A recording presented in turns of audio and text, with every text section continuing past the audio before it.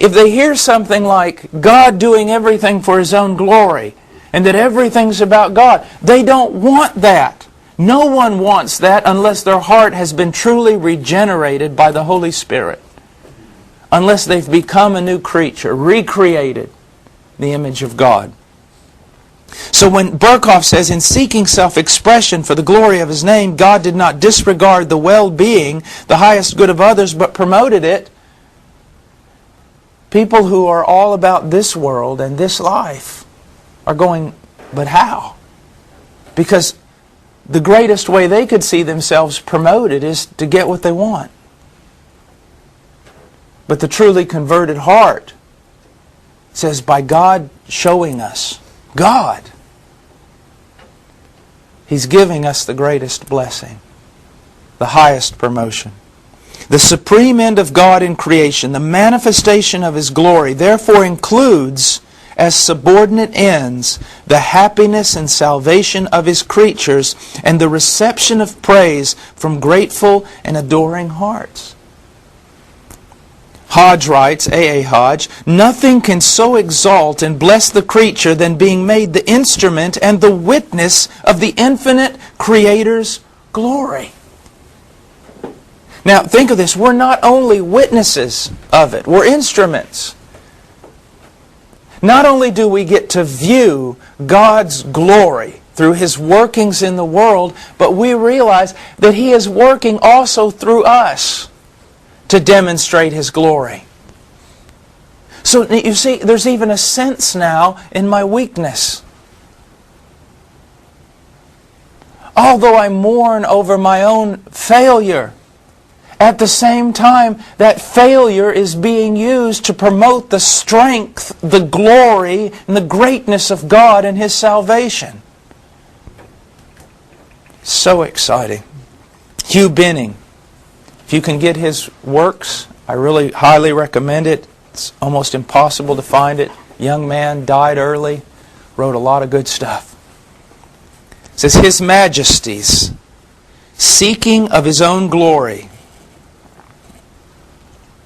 is not prejudicial to the creature's good, but the very communication of His fullness goes along with it, so that in glorifying Himself, He is most beneficial to His own creatures. Our blessed Lord is then doing most for our advantage when He does all for His own glory. That's a wonderful statement. Let me read it again. Our blessed Lord is then doing most for our advantage when He does all for His own glory. Now look at this. This is amazing. O blessed self-seeking that gave us a being and well-being, that makes no advantage of it, but gives advantage. He hath the honor of all, but we have the profit of all. Now look at the way he writes this. I mean, people don't talk this way anymore. O blessed self-seeking. He's blessing the fact that God is self-seeking.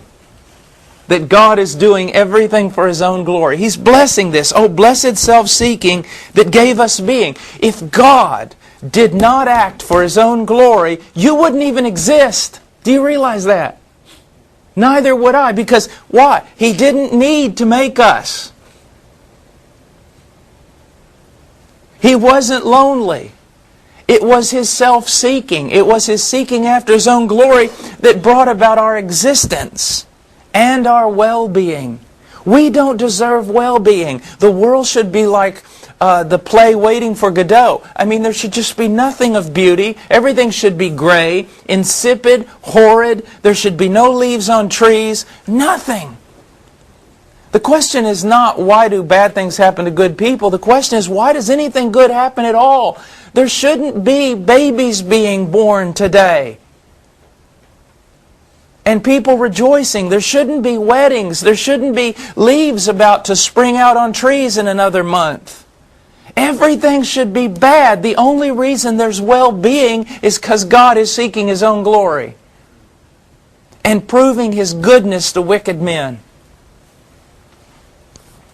That makes no advantage of it. God takes no advantage of this because He needs no advantage. He's God. But gives advantage. He hath the honor of all, but we have the profit of all.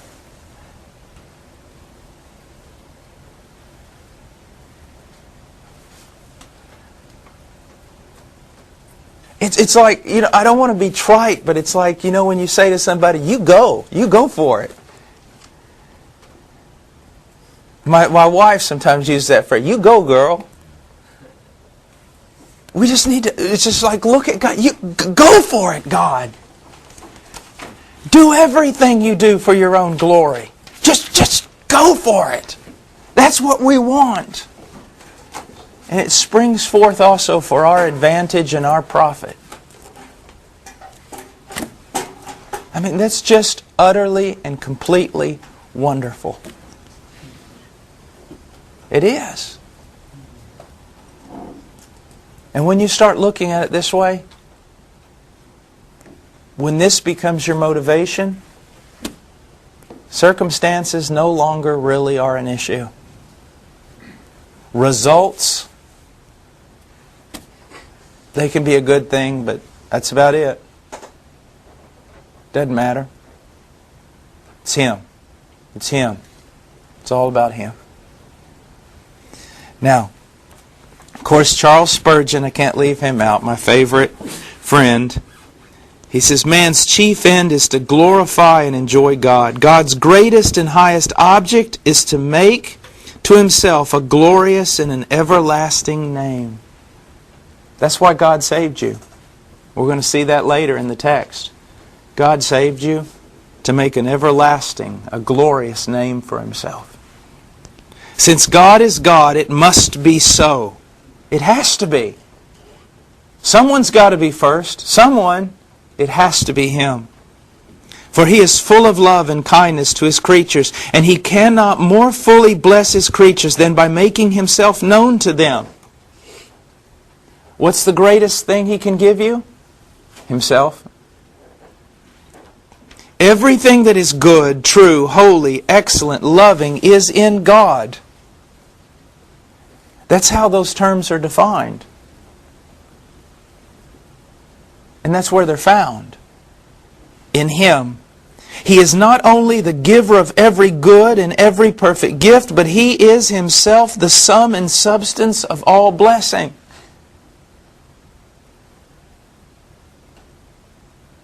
I want God to bless me. Well, then you want God. Because God is the greatest blessing He can give you.